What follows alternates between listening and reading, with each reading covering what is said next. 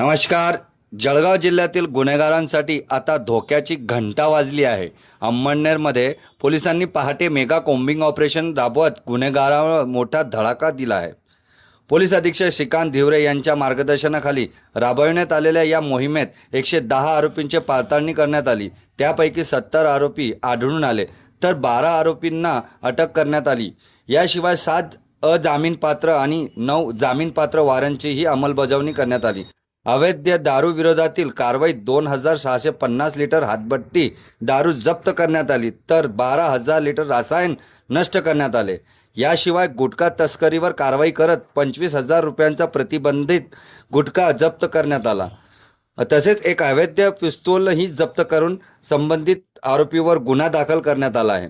पोलिसांनी स्पष्ट केले आहे की गुन्हेगार आणि अवैध धंद्याविरोधातील अशा कारवाया यापुढे सुरूच राहणार आहेत. तुमच्या मते या कारवाईमुळे गुन्हेगारीवर आळा बसेल का? तुमचे मत कमेंटमध्ये नक्की सांगा. मी मुख्य संपादक हबीब चव्हाण, कॅमेरामन मुन्ना शेख,